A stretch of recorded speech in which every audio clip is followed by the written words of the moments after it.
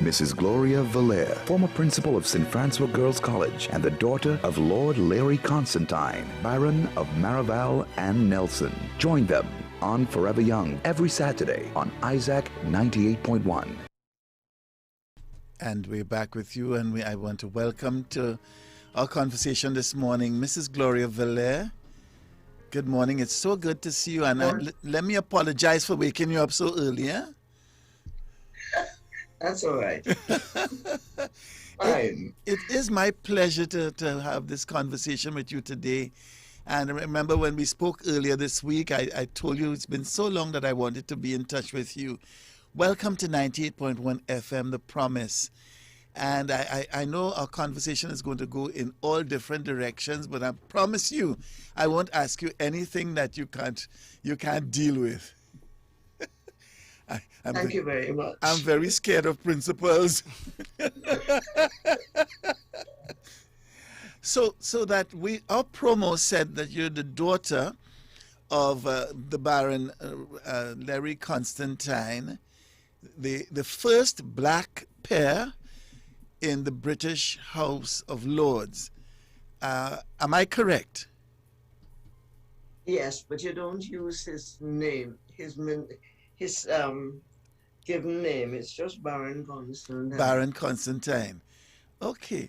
Tell me, how did it feel for you as the daughter of someone of that kind of status, someone so famous? How did it feel for you at that time, growing up with your dad being that historical figure? Well, I wasn't growing up with him when I was living here when he was made a baron. So that really doesn't apply. But my father had been extremely popular when he was playing cricket. And all my life, I've known him as being popular. So I've always been one of those people who just accepted the fact that you have a famous father, and that's it. Mm-hmm. I know that there was a significant case that he fought in England that dealt with race relations. And I'm told that it had to do with him wanting to take his family to a specific hotel, and they refused, and he filed an action against them. Can we talk about that? Sure. Yeah. You want to know what happened? Tell me about what happened. Well, a friend of ours had booked us into a particular hotel where my father had stayed before. But because it was in London and we lived in Lancashire, so we were there for my father to play with the Commonwealth side at Lord's. And my mother and I were there because it was the school holidays and I was still in school at the time. And we went to the hotel and booked in. And my mother and I were in one of the bedrooms because I had a separate bedroom from them. And we were unpacking and my father came and said, "Stop packing, there is a problem."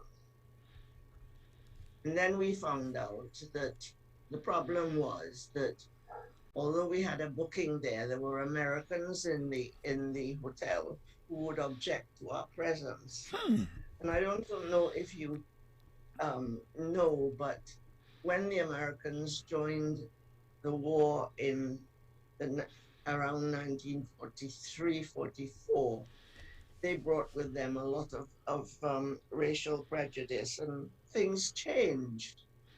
And because there were the three of us going to be in the hotel that particular weekend, they knew they were going to get objections and they didn't want to, so they moved us to another lesser hotel at the time. That's what happened. And then of course we went back home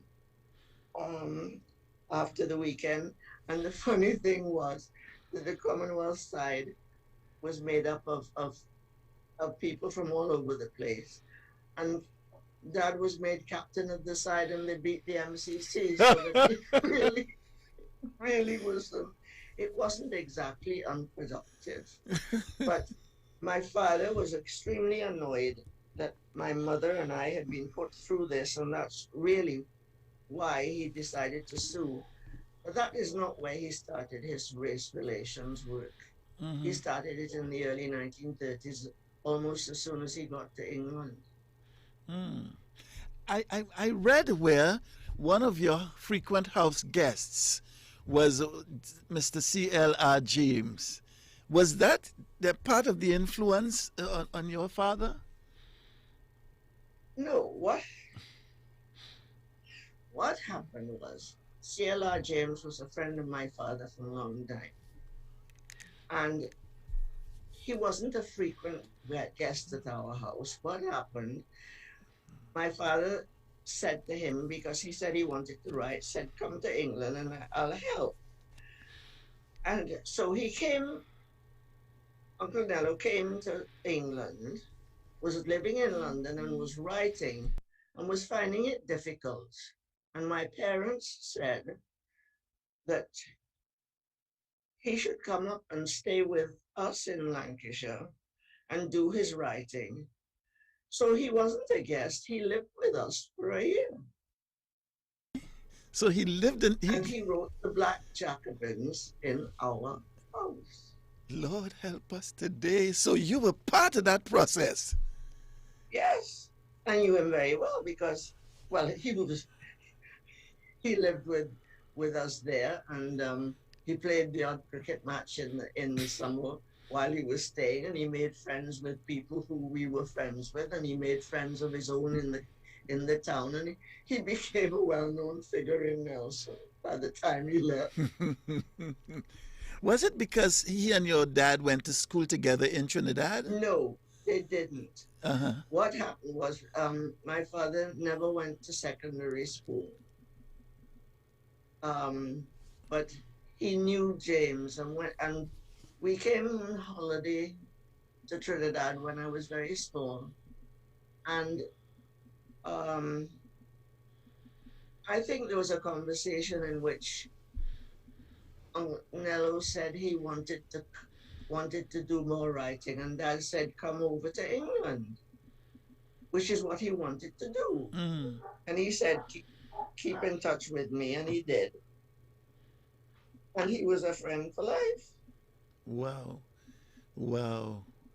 I mean, and Dad actually went to France with him when he was doing research for the Black Jacobin. Hmm. They went to Paris for him to look up some records. Wow. And of course, the Black Jacobin remains a seminal piece of work concerning the history of the Black Caribbean person and the Saint-Domingue Revolution and all of that. The Haitian Revolution. Yes, yes.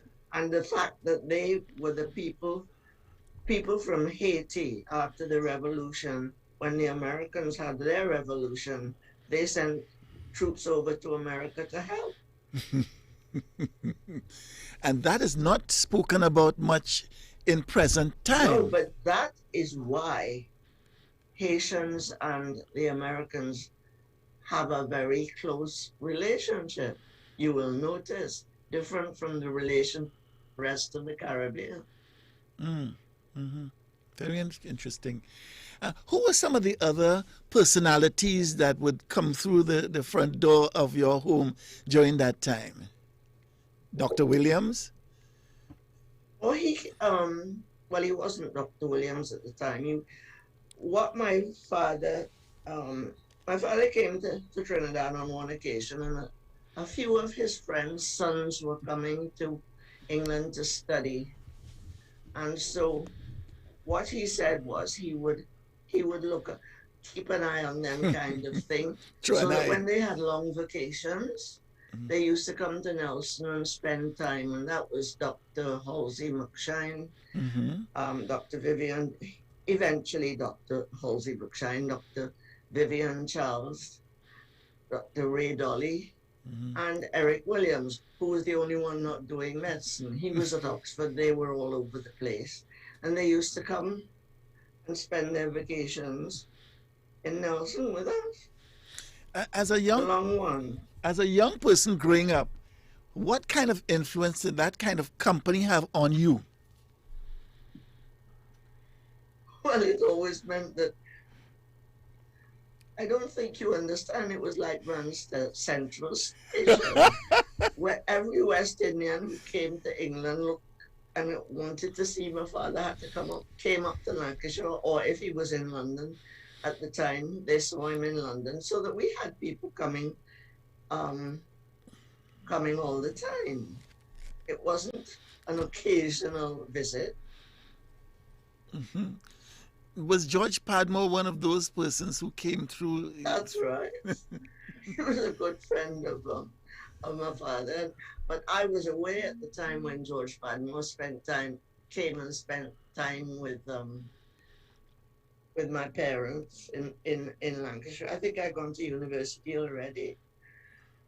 So it stands to reason then that Kwame Nkrumah may have come through the corridors at that time. No. Yeah? No, that was a different sort of relationship. My father used to go to London often, and there was a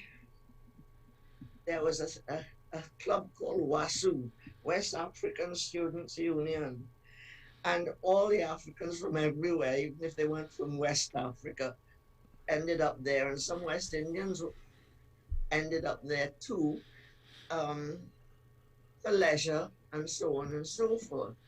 And so Dad met a lot of them. Dad knew most of the African leaders because they'd passed through WASU. And they invited him off to WASU. What kind of impact did that environment have on you? Me? Yeah. Well, I was busy going to school. I was just growing up in Lancashire, going to school and doing what children do. Look, I suppose it was a dichotomy in that I had West Indian parents, but every friend I had, I was the only black child in the town, you know. So that I didn't have any, I knew all these black grown-ups and all these West Indian grown-ups, but I didn't know any West Indian children until I came to Trinidad on a couple of times. But the last time I came to Trinidad, I was 7 years old, because when my mother and I were supposed to come in 1939, the German boat that we were supposed to travel to Trinidad on informed us that they could bring us to Trinidad, but they could not guarantee bringing us back to England. And my mother decided we weren't coming, so we didn't come. And that was the beginning of World War II in 1939. We would have been stuck here, and Dad in England, and she decided we weren't coming. But the Germans obviously knew more than what was going on than we did in England at the time. That would have been a treacherous journey at some point. Well, we still had a treacherous journey because Mom and I went to on the continent on a bus tour. We went to Switzerland and then we went to Belgium. And I could tell you that on our way to Switzerland, we saw the Germans on the other side of the Rhine marching up and down and mobilizing. And when we finished in Switzerland, we spent a couple of days in Belgium, in Ostend, to get the boat back to London, to England, I mean. And what happened was the Belgians started mobilizing, and my mother decided we weren't staying as long as we were supposed to stay. And we caught one of the last boats out of Belgium And we landed in England unexpectedly at the end of August. And by that time, the West Indies, who had been playing a test tour in England, they had left when we got back to England, and we were on the train ready to go up north when my father came and picked us up at the railway station. It was all very traumatic. It was exciting. And a bit traumatic because it was obvious that when we were in Belgium that they were mobilizing, that they were taking every bicycle from every young man who was riding a bike, every man who was riding a bicycle, they took the bicycle away from him and they started the draft immediately. That's why we left Belgium. So we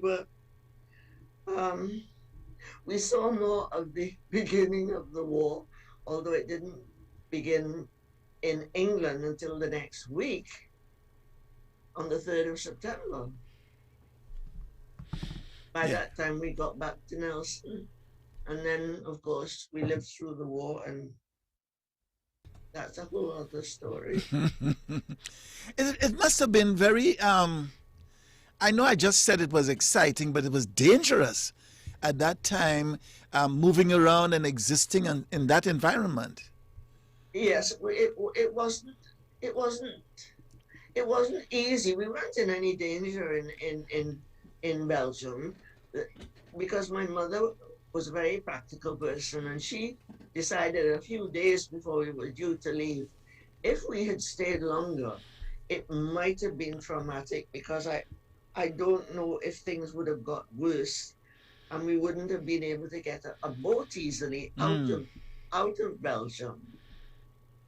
But because she acted quickly and that boat was overloaded, people were getting out there was a real panic going on.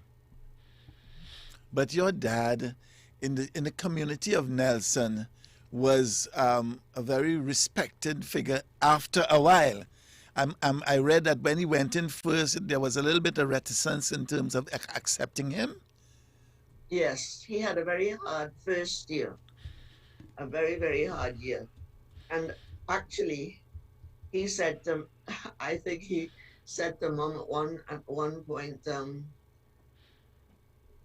should they stay, because people would cross to the other side of the road when they saw them coming and all kinds of things. But my mother said, you have a contract, and we're going to stay. And that was when they came back to Trinidad on holiday during the winter time, and then they took me over, because I had stayed with my grandmother until I had my second birthday on the boat going out from Trinidad. And he stayed, and to his credit, is now one of the more famous persons to have ever lived in Nelson. Yes? Not only one of the most, actually, they made him a freeman of the borough. And up to this day, people from my old school have been in contact with me. I'm still in contact with a friend that I had at school. Unfortunately, the others have died, but my contacts with Nelson have not died. I still have them. I remember. That was home. Go ahead. That was home, you know. Nelson was home. Yes. I lived there for 19 years until I was 21, and I went there when I was 2. And when you say that, there's a sparkle in your eyes when you talk about Nelson. You enjoyed your stay there, did you? It wasn't a stay. That's where I grew up.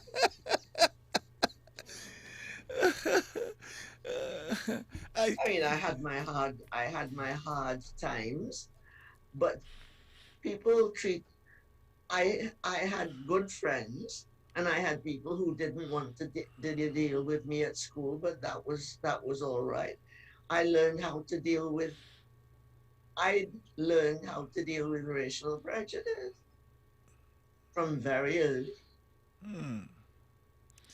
I'm so proud of you for that, because I could well imagine how difficult it would have been at that time with people openly discriminating against you, and so, but you stuck to the task, and here you are. Well, the thing is that my father was a very friendly person, and he always made friends easily. And the longer he stayed, the more friends he had, and eventually he was just he was part of the town, and all the people in town knew me because I was two when I went, and as I say, I grew up there, so that people used to know who I was, and we had a certain stature in town. We were the only black people in town, and it also was an advantage. Talk to me about that. What made you see yourself as being an advantageous position? Well, people knew who you were, and either they dealt with you or they didn't deal with you. You had friends, you knew the town well. You had people who came home and you went to their home. I had I have a friend now who is still my friend, and we've been friends since we were 5 years old. Wow, that's what you call a lasting friendship. Well, yes, but she lives in Wales now. But the fact of the matter is, we grew we met because our parents became friends. And your dad studied law. He would Yes, have clerked for someone, for a particular law firm, and then studied law and practiced as a barrister in England. not quite. No. He worked for a time in as a law clerk in Trinidad. Mm-hmm.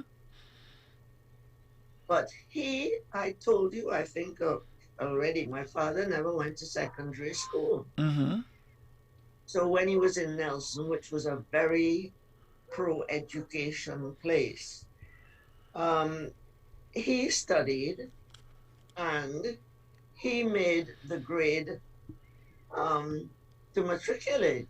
Mm. And that made him able to enter the Inns of, to join the Inns of Court in order to study, to be a student of law. And that's how he did it. But that took a long time. He Mm. didn't study law until he was in his 50s, Wow. all because he had intended to do it many years before, but the war intervened Mm-hmm. and he had to do war work. Mm. He was called up. He worked in the Ministry of in one of the ministries dealing with the West Indian. He was welfare officer Yeah. for the West Indian technicians who came over from all over the Caribbean to work in the factories and so on, because men were needed in certain areas. And when I was growing up, the only men in town, when I was in my teens, the only men in town were either old men or young men who were too sick, too unwell to go in the forces. You did not see young men around. Mm. And these people came over to England to work in the factories because the women were doing all the work. Mm-hmm. The women were doing work in the factories, and there was some work that they couldn't handle. Yes. Things were too heavy, and most of the factories turned to war work. They were making parachutes and goodness knows what else, and uniforms, and cloth for uniforms, and actual artillery and so on. So they needed these people uh, to work, and my father was told not to go for his call up. he was called up, but he was told not to go to the ministry, one of the ministries. I can't remember the name of the ministry right now, but he worked there, and he had to. That was when my mother and I were left in Nelson, and he had to work in Liverpool during the war. And Liverpool was getting a lot of German planes, and eventually it got bombed, and Nelson wasn't getting bombed. So he had intended us to move to Liverpool, but then he decided we wouldn't. So we stayed in Nelson, and he came at weekends. He came home at weekends, and they worked until lunchtime, and we had a car, and he used his car for work. There wasn't the petrol to bring him home. So nobody could use a car for personal reasons. You had to do it for work, or you didn't use your car. And when he went with his car to Liverpool, I'll never forget, that was the last time we ever saw that car. What happened to the car? We never saw it again.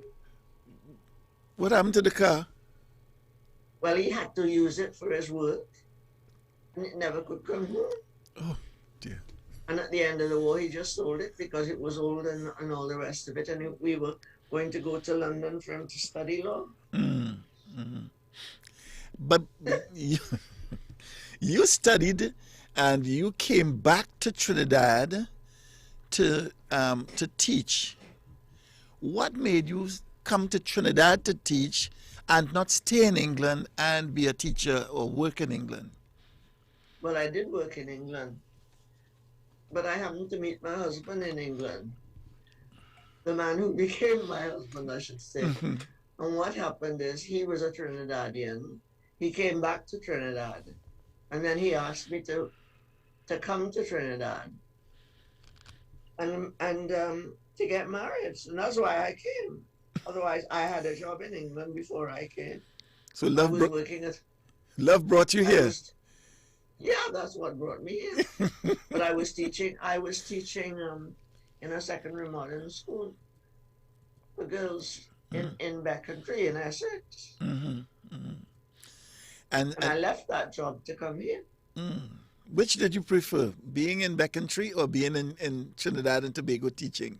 Well, it was a completely different thing. I was teaching girls who didn't make the grammar school.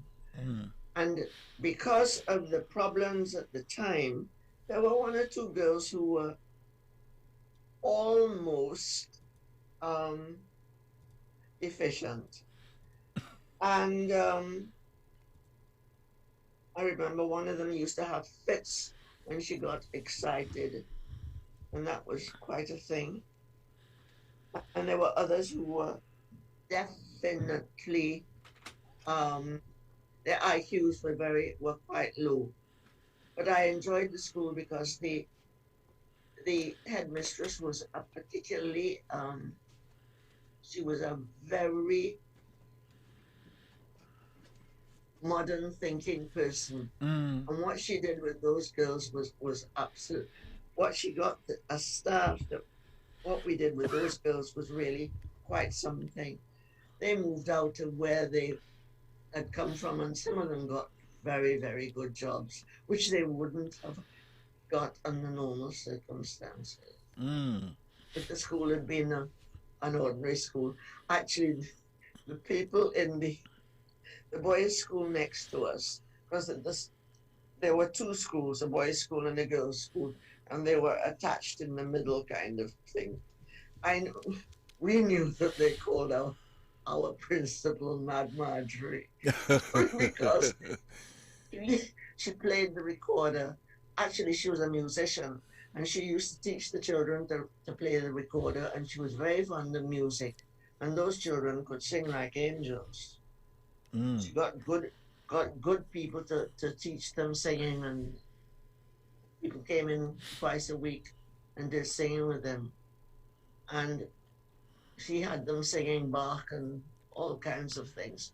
Oh, it was quite an experience. Did she have any influence on you in your further teaching career? Oh, greatly. The thing is that that was my first job. And I will never forget it. And she became a friend of mine because when I went to England, we used to contact each other. And my husband and I actually went and stayed um, near her when she retired. Mm. She couldn't accommodate us.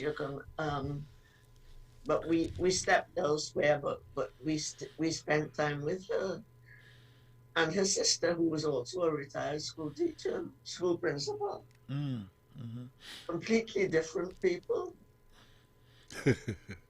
When you But came, she had go ahead. an enormous influence. Mm. Mm-hmm. When you came to Trinidad and Tobago, your first teaching position, I'm told, was at St. George's College in Barrett area? That's right. Mm. Yeah. I was actually the first female graduate to teach at that college. The other graduates who were there already were men. Mm. So you're And it was a very small school at the time. yes, yes. And when I left, I was senior mistress. Mm. And you left to go to St. Francois Girls College to as a I was promoted. yeah, you I were was promoted. promoted there.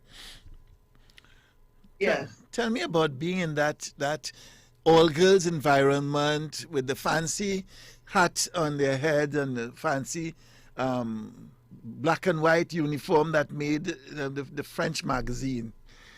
Oh, it was a lovely uniform. Miss Lafayette, the first principal, she was the person who had seen that kind of uniform in England, and she loved it, and she decided that's where she got all the ideas from. So it wasn't something that I hadn't seen before, but it was unique in Trinidad. Mm, mm. And the girls eventually they loved their uniform because they looked so distinguished in it. Yes. Well, And one of them said to me, "I love this hat." She lived in Belmont and she used to go home for lunch. And she said, she met me after she left school, and she said she loved the hat because if it was raining, she didn't get wet. And if the sun was shining, she said she didn't have sun on her face. So she said she just loved her hat. Tell that to some of the young people today. They're not wearing that hat at all. Well, I think they would have, some of the girls would have still worn it with pleasure because it's a fashionable hat these days. But the fact of the matter is, we couldn't get the straw to make the hats in Trinidad. And that's why we had to get rid of the hat.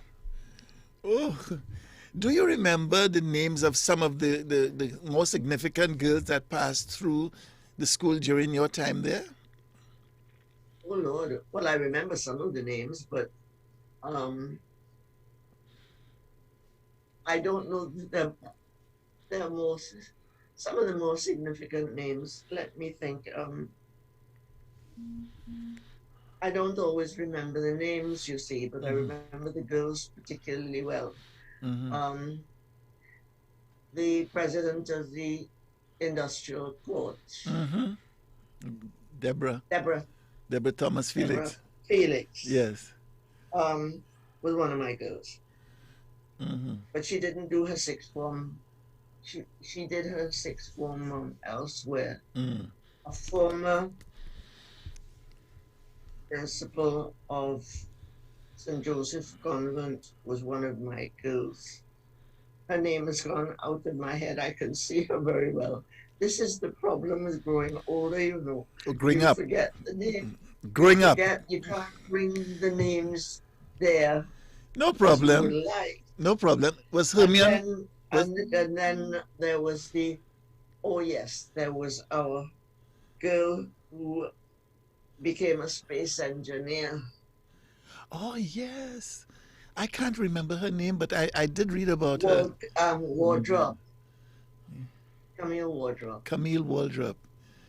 Yes. And then we have had girls who um, played national hockey, national netball, um, became administrators of that. There are so many of them. And you see, this is the problem. I haven't got a list. If I had time to think about it, I would have a long list. No, And I just tossed that one at you because I know that people like Hermione Ford and Percival Dowers and so would have been some of the yes, students who came. yes, and a lot of, and you know, Vanessa Ford, for instance, has gone back and taught at the school and been a giant of keeping a lot of the old girls together and helping with the new girls. And a lot of them, we have judges. We have one girl, oh Lord, who's a judge at this point in time.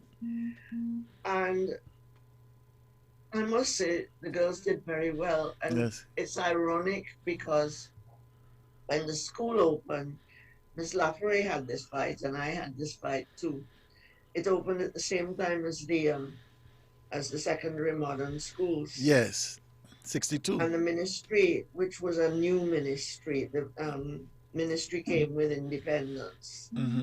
They tried to lump us with the secondary moderns, and we had a fight with them about that because St. Francois had been initiated as the third school belonging to government because QRC was the first government secondary school. And then the second one was St. George's, which was coeducational.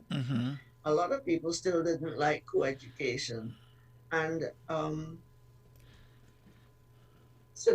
what became St. Francois was planned.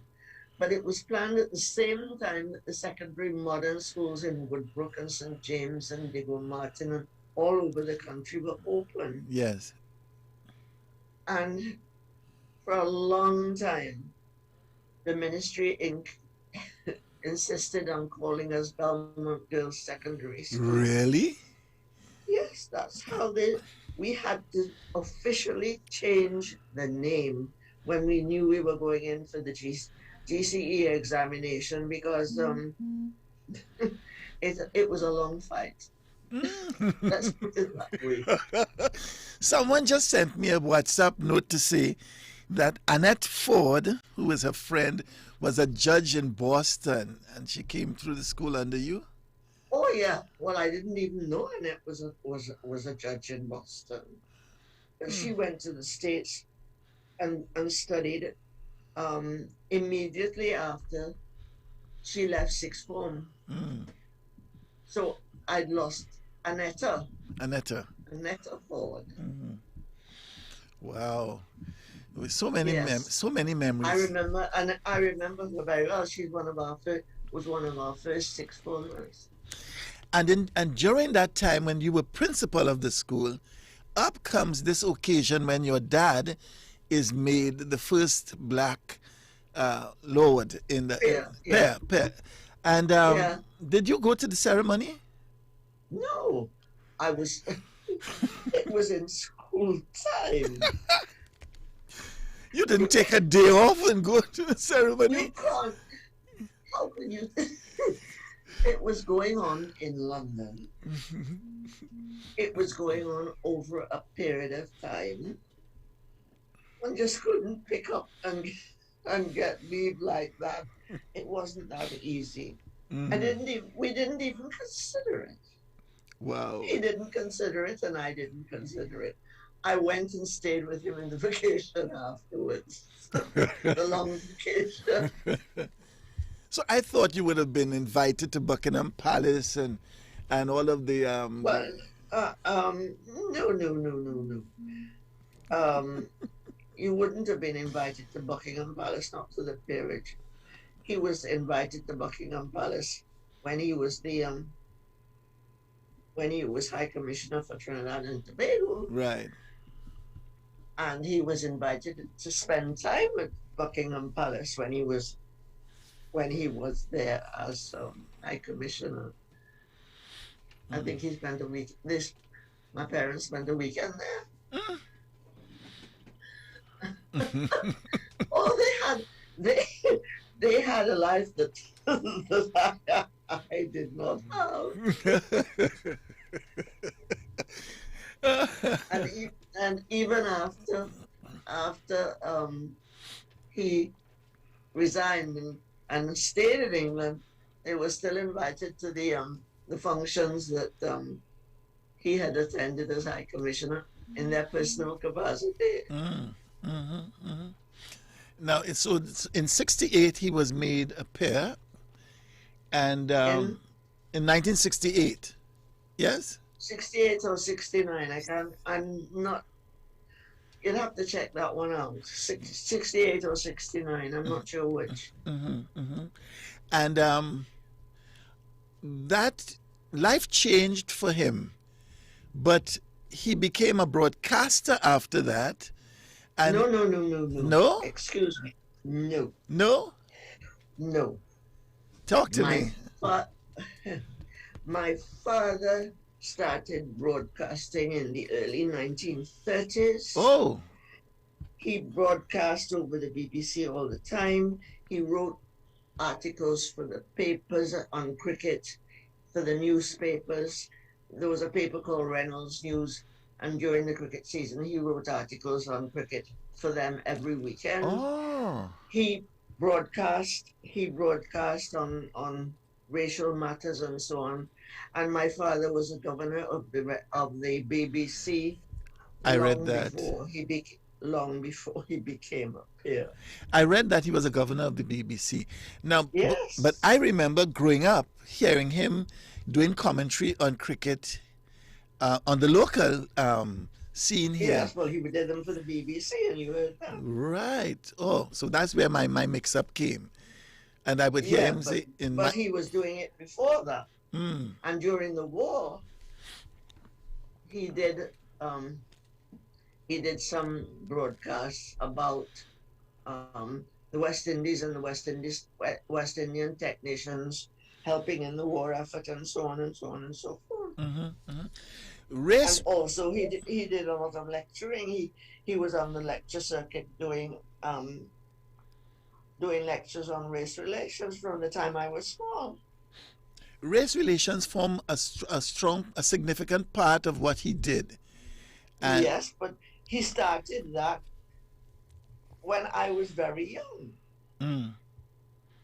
Because when Nello James came to live with us, my father introduced him on the circuit, on the lecture circuit, and he started getting invitations to talk at a lot of men's clubs and things like that.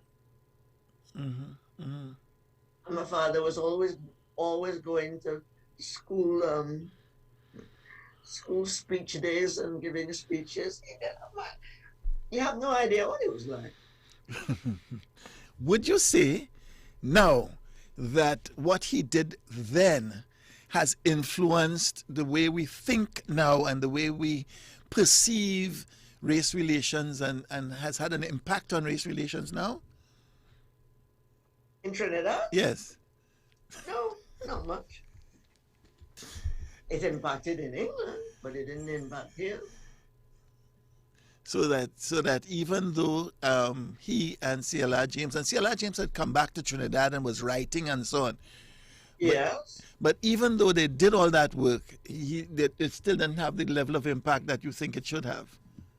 No. In 1970, you were here as a teacher, were you? Yes. Oh, Lord, yeah. Afraid to go there. But some of the young people in schools at that time went out and marched. Were any of the girls from your school participating in that? 1970. I wouldn't necessarily know. Okay. And I knew that there were people with brothers in the Black Power movement and all the rest of it. But when they go home, I don't know what they do. I know that somebody told me that the founder of this radio station, Margaret Elcock, may have been one of your students at St. Francois. Margaret Elcock. But she was Margaret Toppin at the time. Oh, I was going to say, it is possible there was a Toppin. I taught at St. George's for nearly 10 years. And I taught at St. Francois for about 14. I taught before I came here. There are an awful lot of names of children I remember. But Lord help me, there are thousands of them by this stage.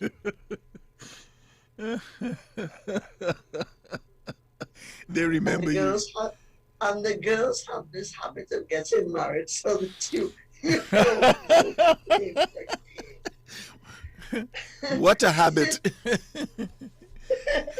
Exactly. And so what happens is not until they tell you their maiden name, or they keep their maiden name, which is something they do now.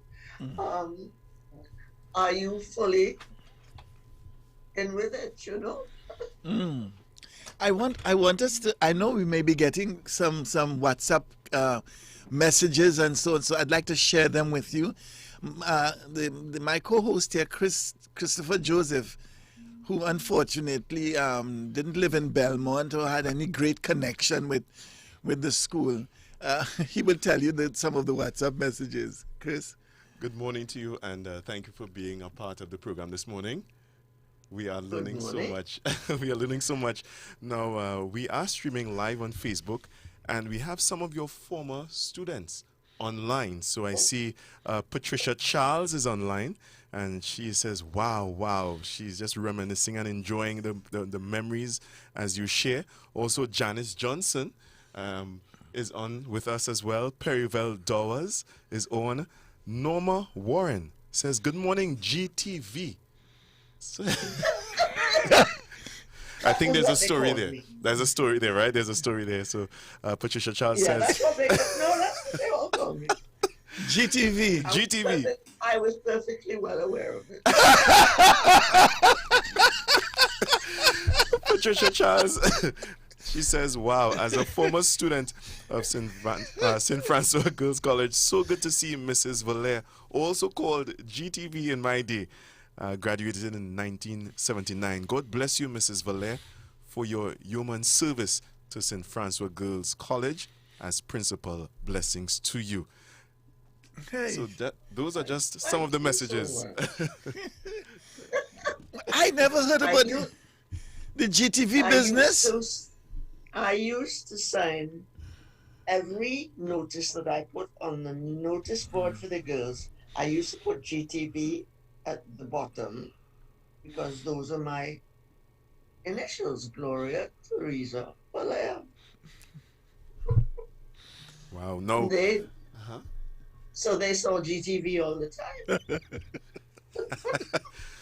So we just got another message via WhatsApp, and this message says this: Margaret Elcock, formerly Toppin, was a student there, possibly at the time under review.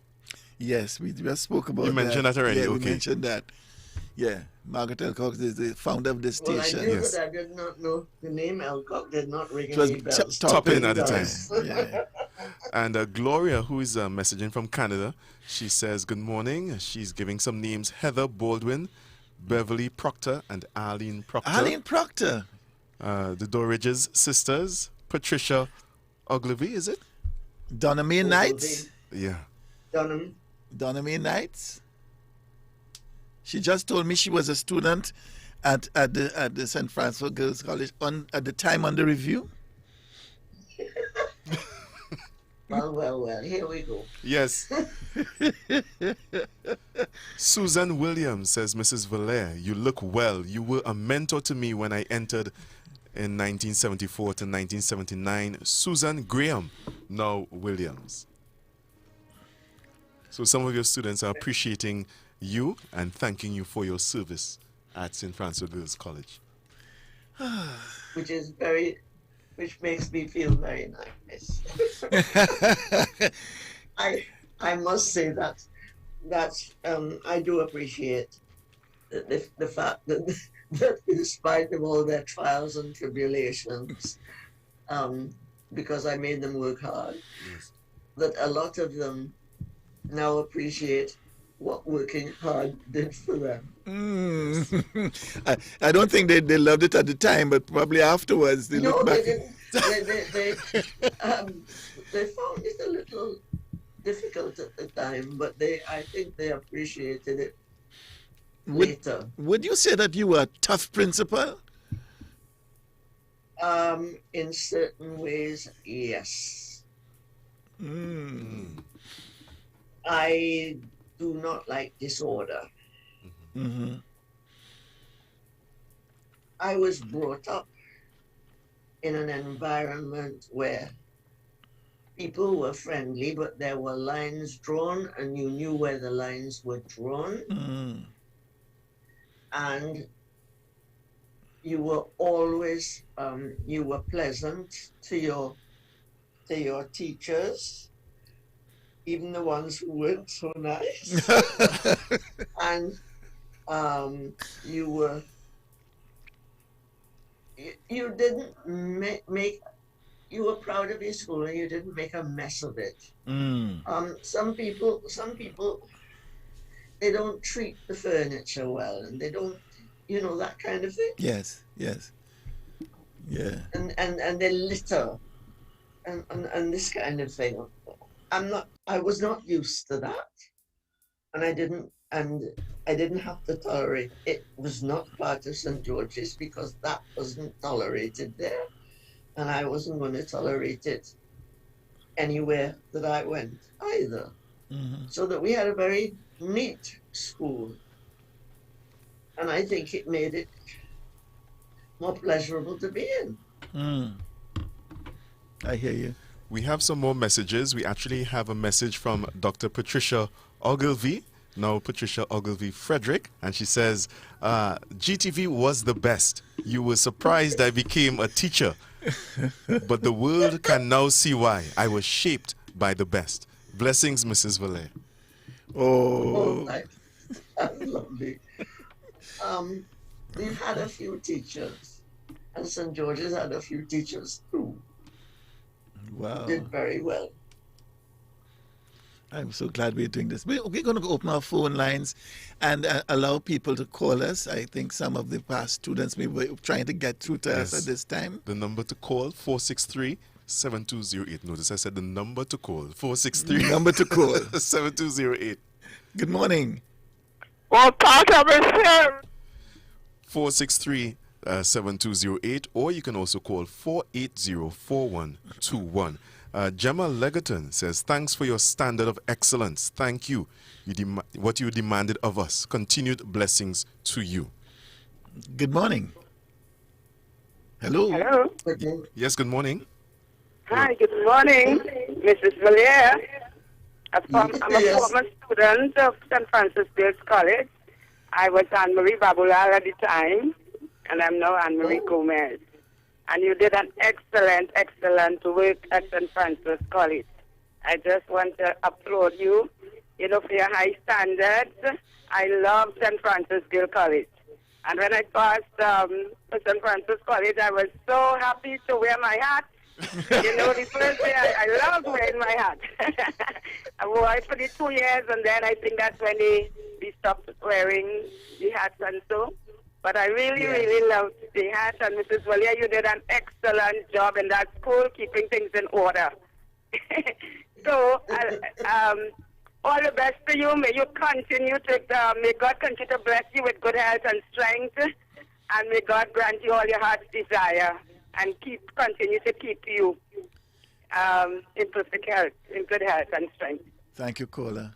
God bless you. Thank you so much. And Janice Johnson says she remembers Anne-Marie Babulal. Yes, so a little mini reunion is taking place right about now. And Jennifer Sandiford was a student at the time there also. Jennifer Sandiford came out of El Socorro. They came from all over. They came from all over the country. All over the place. I wish we could spend more time talking about the atmosphere in the school at the time. I know that there's so much information that you have about our education system. Do we have a call there? We do. Oh Lord. Yes. Good morning. Hello, good morning. Welcome. Calling to the program. Good morning. We're not hearing you too clearly. Yeah, I calling to the program. Yes, you're live go on ahead. air. Oh, okay. Gloria, Valere. This is Suzanne William. I entered the school as I messaged in 1974. I just want to tell you what a tremendous impact you made on my life. Sometimes when you look back and, my memories of the school has always been strong. Your straightforwardness and strict. That's professionalism. I remember when we entered in Form 1, when you see your Form 1, I was quite down to the back of the school, and when you heard Miss Valere, you just used to hear that talk coming down the corridor, and you just, and then you know everybody was just at the straighten up because all you look Miss Valere come in. That order that you brought into the lives of your students, you molded the mind. There was a straightforwardness, a cleanness about the character too, that molded all of us, and I think we were truly better off for having encountered you during that period. When I went in, we didn't have the hat, but we always loved how it looked. That fashionable hat actually is only this morning. I can understand that they ran out of stores. I never knew that was the reason. I told it just for fashion sake they stopped this actually. But I just want to tell you how blessed I was to have encountered you. I wish you long life, health, and strength.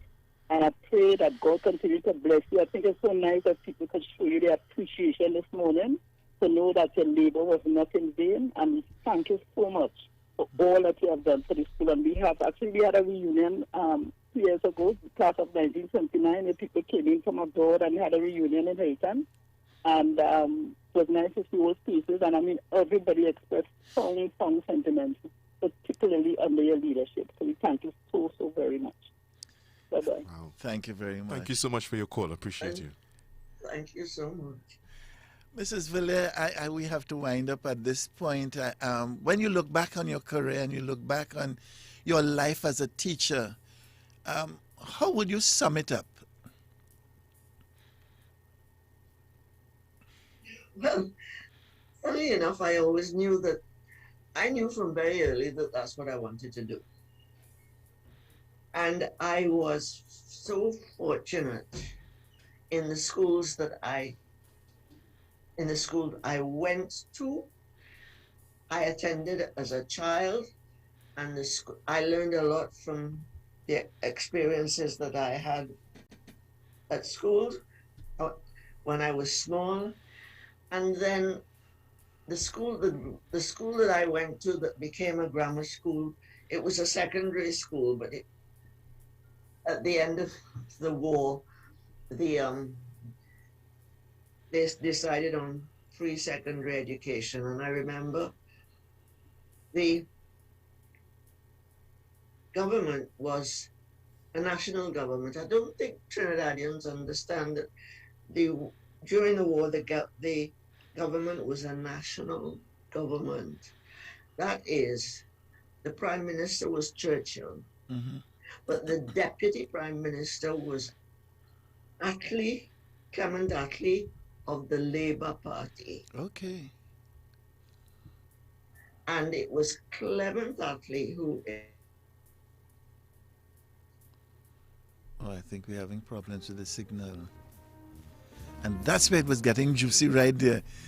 I think she's having some problems with the signal. I hope we can get it back. We do apologize for that. We seem to be having some connectivity issues there. And that was, I'm becoming very interested because, I have connections with the Labour Party. Edge of your seat type stuff happening right there. Wow. We just want to say that we just thank Mrs. Valere for her service as the last caller expressed. And while she was sharing her sentiments on behalf of the students on Facebook, you just saw a lot of hearts and likes. Everybody just was so willing to share their sentiments, and it seems like we have lost Mrs. Valere. We lost the signal, Yeah, we do apologize for that. We'll have to call. I'll call her afterwards. Yeah, to get. Yeah, just express our sentiments concerning that. But really, I have done several of these legacy interviews over the past years, but this one. Yeah, we saw you all in armor and all giddy. This one was it. We realize, man, such rich history and a few of her former students. I see Natasha Leon is on Facebook as well. Gloria Small, Marilyn Richardson. So many people are locked on and locked in, just sharing and showing their appreciation for Mrs. Valere. I was so upset with that signal. That's the cliffhanger, and that means you have to have a sequel. You have to have a part 2, Any good movie director will tell you that. Yeah, man, you have to leave it. So it's about that time for us to say our goodbyes, and the cameras are on you, so you want to pull out your paper and read your I don't have to have it on paper because I've been looking forward to this all week, and practicing. Right. And I'm having been in the presence of an astute school principal. I have to be very careful with my language this morning. But of course. So that I would be, I would not, disappoint, and I will maintain a certain decorum. Yes, of course. When I say go on. And we see Hermina, Antoine, Margaret Ross, Patricia Charles. Says yes, a part 2. So we wanna thank as always. We wanna thank Tiffany. Is the camera going to pan to Tiffany? Yes, We're please. gonna thank Tiffany. Or technical operator. Technical support. All right. Yes. And no thanks to Mickey for interrupting, but that's all right. Natasha likes it ending. She say I'll go and she's gonna use it, right, Natasha? As always, want to send special greetings to my parents, Cuthbert Joseph the Bishop, and his beautiful wife, my mom. Appreciate you guys so much. Thank you for your mentorship and love. And mommy's best friend, Auntie Janice, went to St. Francois girls. So you have a connection. Yeah, we have. Is that what you're saying? Yeah, and also my nieces via marriage, Hadassah, Sanaya, Kezia, they all went St. Francois That Girls has College just as well. saved you. Yeah, man. We saved long time. That saved you from the blue. Hey, blue, God love you, eh? QRC is strong. Anyway, as always, want to send love to my beautiful, hardworking wife, Avanel. Love you so much, and love you plenty. And one of our members, Jackie Tony Williams. Yes. She's also an educator. She retired yesterday, and she is 60 years old today. What school did she attend, Pre-Tel? I can't remember. But the history was given. Mickey, She's back. Okay. Mickey, could you give us half a second, please? So we have Mrs. Valere back with us to continue that story. As she was her closing. Gemma Legaton says, on? Is she on? It's connecting. Okay. So once again, blessings to Jackie Tony Williams, who is also an educator. She retired and 37 years. Jackie went a junior secondary, and she then went to Tranquility. So we have Mrs. Valere. Mrs. Valere, we're sorry about that break in transmission just now, but we're back with you. I'm sorry, there was no electricity. Oh, we're not getting... Our back. Electricity went. Oh, okay. It's good to have you back. And yes, you were doing a wind-up. I'm not hearing. Yes. Are you hearing us clearly? Thank you Yes. Thank you very much. It was a great pleasure talking to you this morning. And to all the old girls, I send my regards. Thank you very much. Thank you very much. From the bottom of my heart, I thank you. We were talking about how much I looked forward to doing this interview this morning. I was really excited about it. This is one of the best things I've done in this station for a long time. And I appreciate you giving us the time to be with us this morning, Mrs. Valere. God bless you. Your students are saying we should have a part 2, but I don't know. We'll see what happens. Thank you very much. God bless you. Thank you very much. God You're bless you, most Richard. welcome. So I'm just going to finish by saying blessings to Avi and the team. Also, congratulations to Jackie Tony Williams, who retired yesterday, and she's celebrating her birthday today. Happy birthday to you. Happy birthday, Jackie. Happy birthday to Brother Eastman and all those celebrating. We appreciate you. Blessings to our beautiful daughter Imara and our handsome son Amani Christoph. And hopefully Imara will go to St. Francois. Hey, you never know. God bless. I should put him away now. Mrs. Valere, we'll talk afterwards.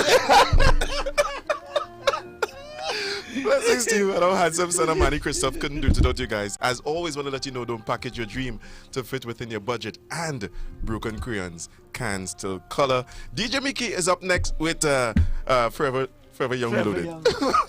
Have a good one. Reloaded.